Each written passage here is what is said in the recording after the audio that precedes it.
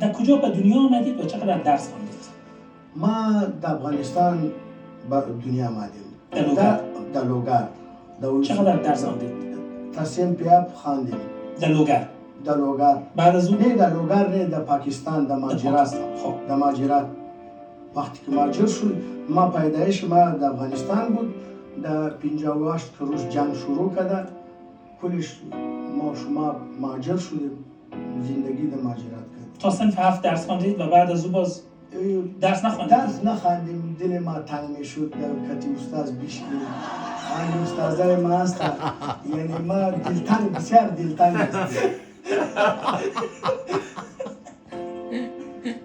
لشکری را مزه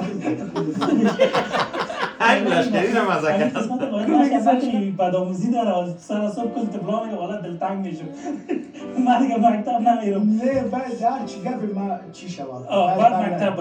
باید مکتب برن تا اطفال. باید در این وقتا خود باید هرچی امکانات ما شما داریم. باید کلش بچه در سب درس بکنن. بازی که کسی که تا صنف 7 درس خونده باشه از لحاظ شرایط حضور در پارلمان را داره، یعنی بله استاندارد تو نیست که حتما ماستر باشید و نه اونجا اون نیست. در قانون هست؟ نه در قانون نیست. نه حداقل صنف 12 یا لیسانس هست در قانون هم تو راست میگه، در قانون نه نبود. در قانون نبود. نه اونجا فقط گفته بود که مردم باید انتخاب کنه. مردم انتخاب کنه. هیچ چیز مشکل در قانون ما بود نه؟ چرا پلیسی جرگه از قانون اساسی نمایندگی تو باید مردم میگن. هیچ از موضوع تحصیلش شما با وزرا و دیگرها نه تو نیست که اگه میگه نه برای زینا به اراده مردم باید انتخاب اون زمان امکانات